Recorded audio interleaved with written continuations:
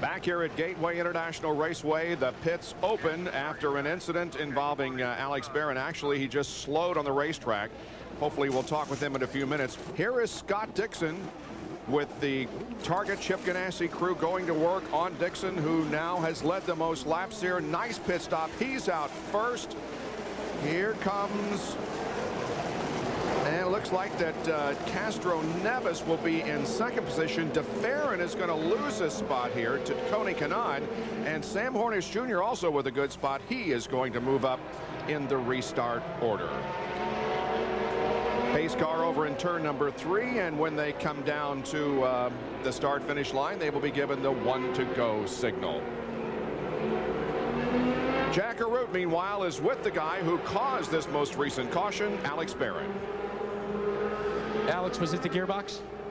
We think so. I'm not real sure. Something let go pretty quick in the back, and felt like a shaft or something like that. It was unfortunate. We had a really good car moving up, so I thought at the end of the race we'd have a run. Talk quickly about the bump from behind when you took that ram. Well, the guys were getting real aggressive on the way in, and Herta and a couple other guys got together, and then I just slowed up, and then it looked like Roger didn't brake. He just ran right in the back of me, but it got shooken up pretty quick there in the pit stops. Guys? Well, Dixon leads the field down the backstretch. They're ready to go green once again.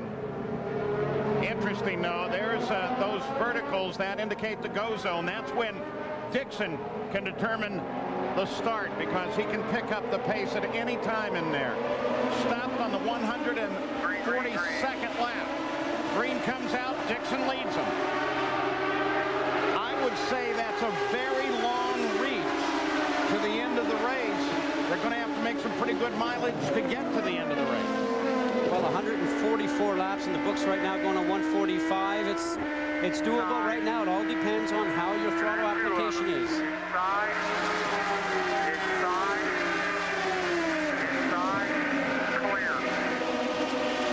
Kanaan moving forward. And he's got DeFerrin right with him. Dixon, though, again with a great restart. Pulls away.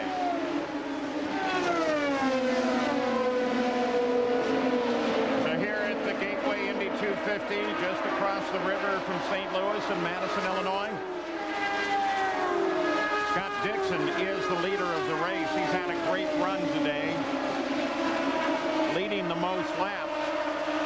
They're the top 3 right now. Dixon continues to run up the lap count, currently at 66 with 4 different leaders, and there's how many each of them have led. Out of the race, now this is a list longer than we would like. And Unser Jr. and Herta both came out of the race on a pit accident, and one crew member injured in that. We still wait for a fuller update on that situation.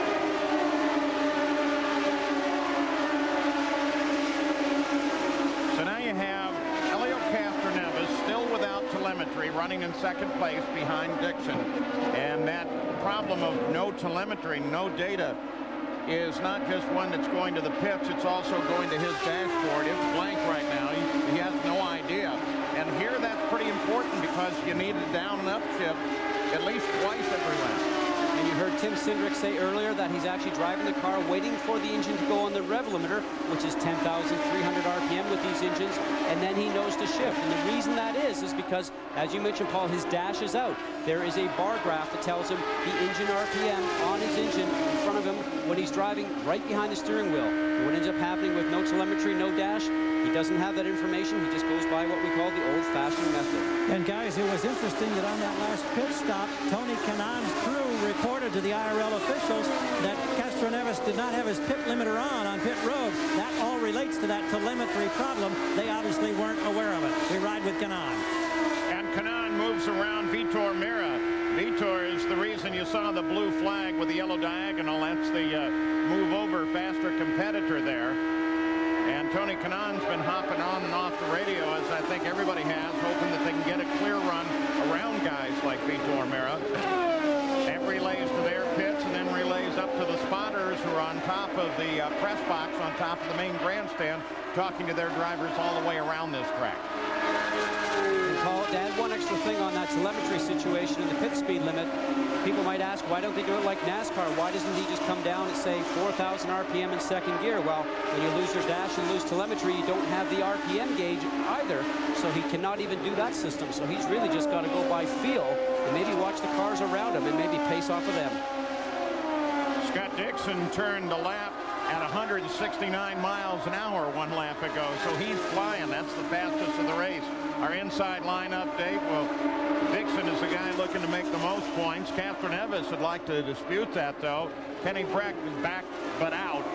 He had serious problems, took him out of the race. And Sam Hornish in the older of the Chevrolets. Rice having the Gen 4 today, but it's Sam that currently sits in 6th place. And Jack Arute, Hornish is looking strong again. And we talked about Hornish with the Gen 4 engine 2 weeks ago in Michigan. He has a Gen 3. We're going to call it a 3.3 today because they're on board with a new manifold system, unlike the one that was on a traditional Gen 3. I can't believe that Chevrolet continues to work on it, but they have. And it's a little bit peanut sized instead of more circular. And what it does is it increases the velocity of the air as it goes into the engine. It has given the Gen 3 engine 15 more horsepower. Combine that with Sam Hornish's newly acquired ability to drive, and he was able to put it all together here. The only other team with that Gen 3 manifold update is Vitor Mira. Why? It was developed by Menard Engine Technology. And John Menard, of course, owns Vitor Mira's car. So now we do have an update from the IRL. The left rear tire changer, Anton Julian, on the Al Unser Jr. car, was taken to local hospital and is in serious but stable condition. And should there be further reports, we will update them for you.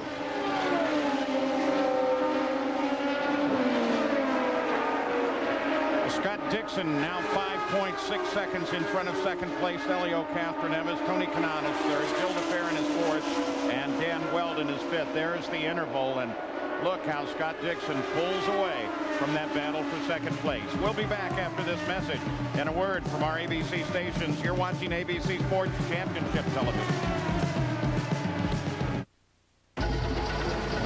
It is gearbox related, whether or not it is jammed in gear, and they may be able to make some kind of a save. Well, here comes the car right now, and the crew will quickly try to assess. It's a dead stick approach, as we call it. Engine is off, and now they'll see if there's something they can do for a quick fix and get him out. Jack? Well, Gary, if Tim Cindric is able to make this whole deal work and Helio Castroneves goes on to win, I got some advice. Get rid of all that high-dollar telemetry. But you're going to try and save some fuel during this caution period right now. How many miles per gallon can you get when you try to save some fuel during yellow? Usually somewhere between 6 and 9, depending on the situation and what gear you're running. But right now, we're just trying to save fuel just to be sure that we're sure, because we don't have any way of knowing exactly what it is, aside from the fact that it was full when it left. Bob?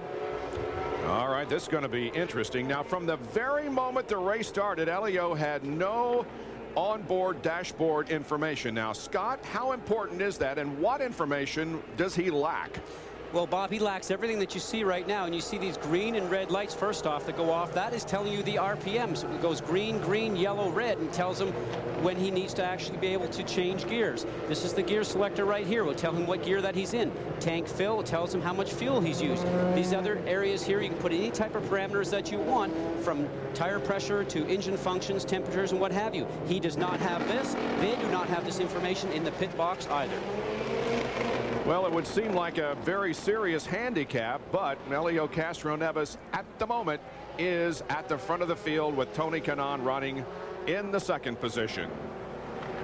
Yesterday, the Infiniti Pro Series competed here in a 100-mile race at Gateway International Raceway. This is 2 laps from the finish. Brandon Urban and Mark Taylor running first and second collide.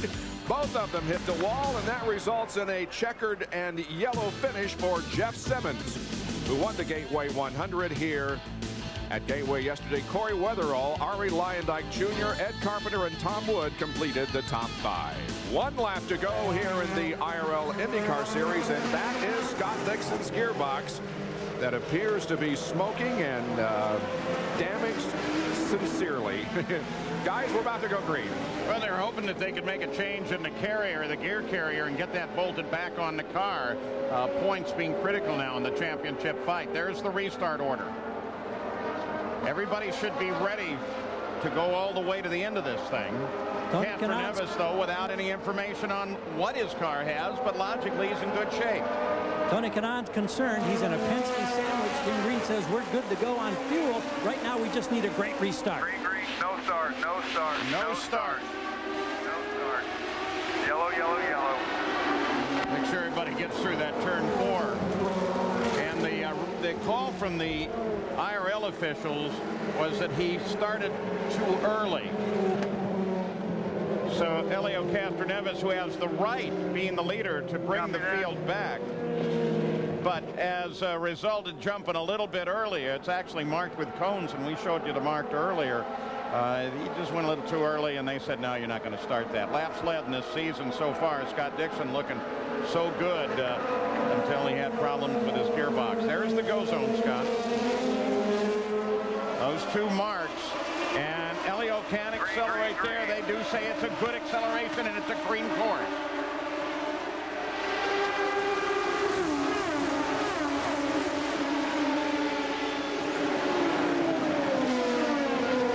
DeFerrin comes up to work on Tony Kanaan. And look at Weldon come to the inside. Actually, Schechter. Schechter coming to the inside. Weldon on the high side. Hornish is back just behind this, fighting as well. Schechter actually went around Hornish on the start, and he looks like he's as hooked up as his teammate was. We'll have to see if he can get it to the end. On board with Greg Ray, Tor Takagi, and Hornish just ahead of him. Ray's currently 8th. You hear how much you get off the throttle in the turns here. He went down a gear and then came out of the turn and back up a gear. Road course tendencies here at this oval here in St. Louis.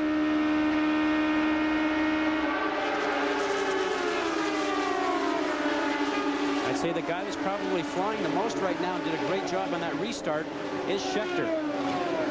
Takagi came down low. I think he intended for Ray to get up on the high side of him, but Ray followed him down low. Toward Takagi, and now the officials are sending out a radio message to Toward Takagi's team. Don't do that again. You do, you're going to see the black flag. And that, of course, means bring it into the pits.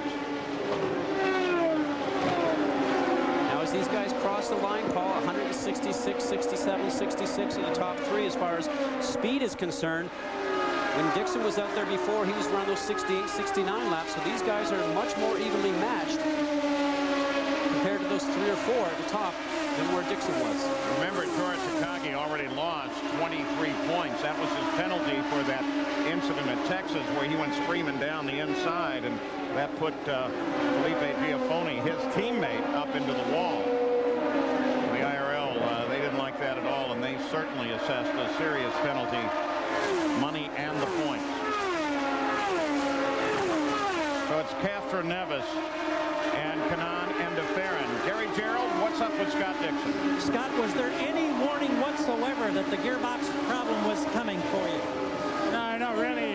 Just coming out of 4 that time. Looking at it now, looks like it's when Kenny Brack hit us in the back end coming into the pits. It's broken the back casing, so that's probably where it happened. In terms of the championship, how much does this hurt your hopes now? Yeah, it hurts a lot. You know, it's going to be 50 points now, so I don't know. We can't seem to get much luck this year. We'll just have to see if we can win some more races and catch up. And they'll start that process next week in Kentucky. In all likelihood, Dixon will drop to 4th place in the point standings as a result of that DNF here at Gateway International.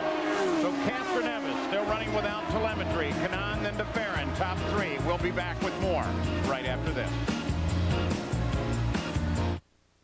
We mentioned that a bunch of the IRL group headed over to the Cardinals game this week. Greg Ray, Alex Barron, Buddy Rice. Paul Dana gave the car a little bit of a demonstration from his Infiniti Pro car. Turn your children away from the screen. Jack Arute actually got out and danced, and we do apologize for this video. But Sarah Fisher brought a whole gang of kids.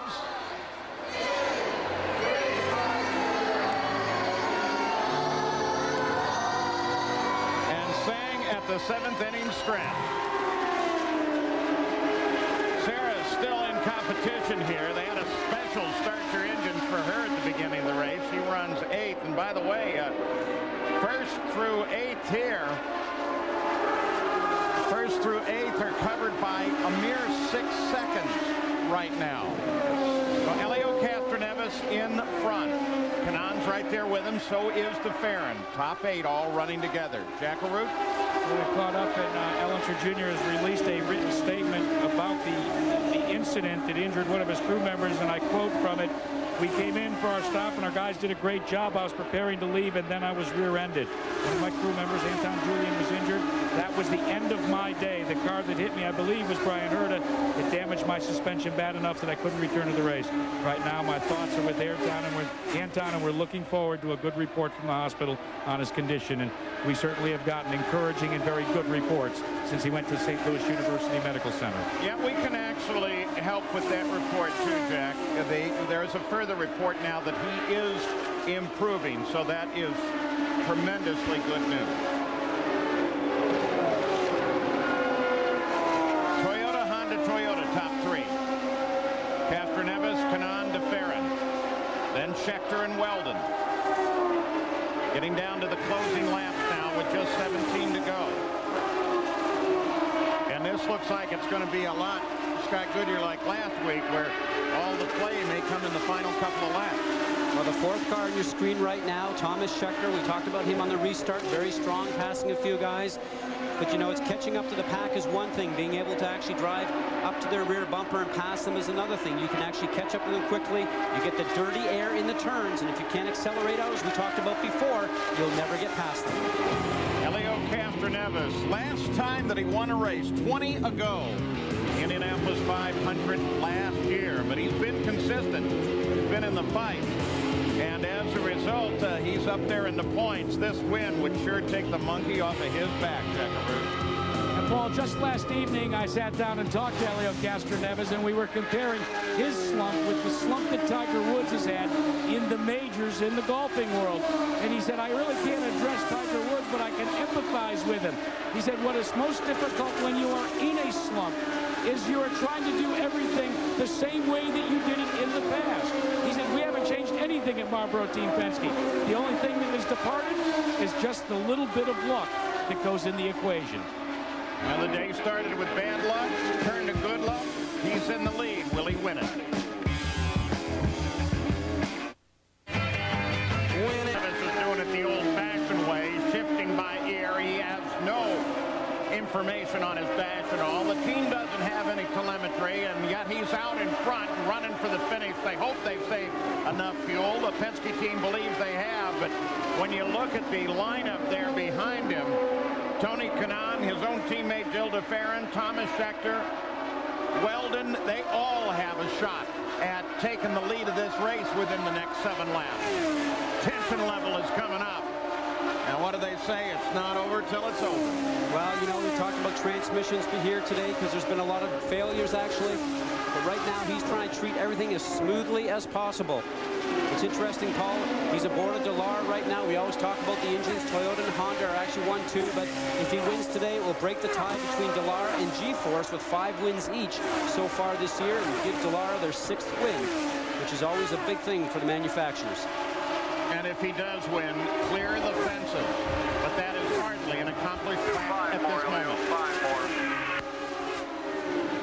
You just heard Tim Cindric give the 5 to go information to Castroneves. Now, as a driver, you're sitting in there just looking ahead, seeing if you have to deal with any traffic up ahead. You hope that your team is working with the spotters of the other cars if there is any traffic. You're trying to hit your points perfectly. You're trying to be smooth. Looking at the interval in the upper left there. And it remains unchanged back to Tony Kanaan. But there are slower traffic ahead. Paul, 7 different winners in 10 races so far this year. And amazingly, as you mentioned before, Castroneves has not won in such a long time. That'll make the 8th, but he's always just been so competitive. And maybe it's his charisma that sort of makes you feel like he's winning all the time out there. Oh, Castroneves has a whole line. You see them getting the flag ahead of him that he's got to maneuver around. He's around Buddy Lazier. Buddy Rice is next in line. Kanaan comes up on Lazier. If he paces this right, he'll have a nice inside pass going into turn 3 and stay in touch with Castroneves.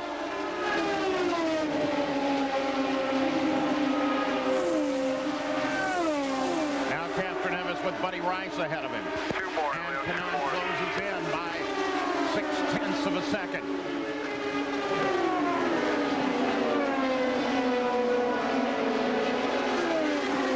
He said before, Paul, getting close is one thing, getting past, it's going to be a whole different deal.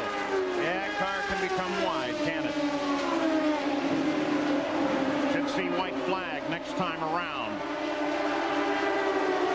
There it is, 1 lap to go. Castroneves looking to break the slump. Can Tony Kanaan close in this lap?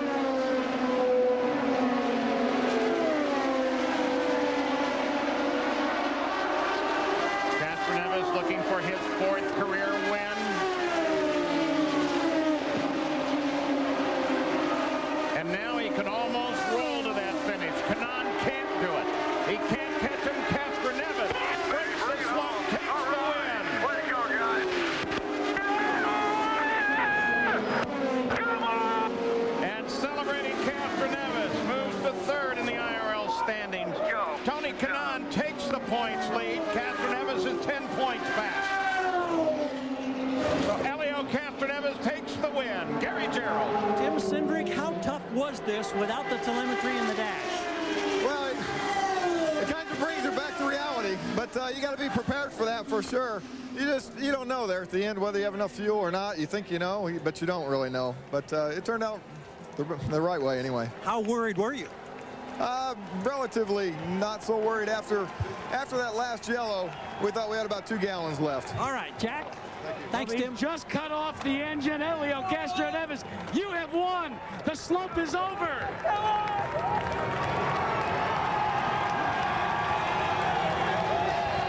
He climbs the fence. The tradition continues. 4 career victories for the man from Brazil. 13 months without a win since the 2002 Indianapolis 500. And that is now yesterday's news.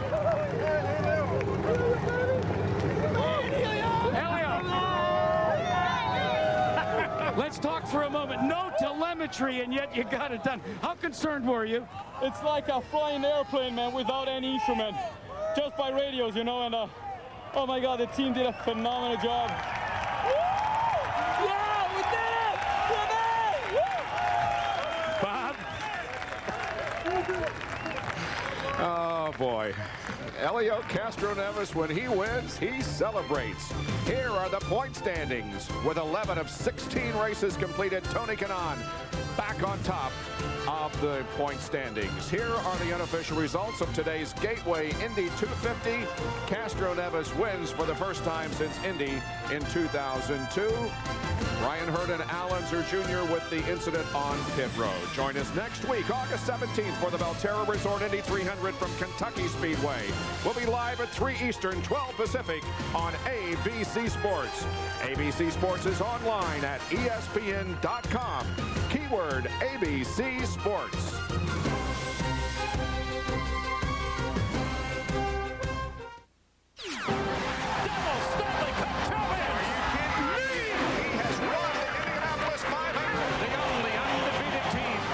Continuing the tradition of excellence, this is ABC Sports Championship Television.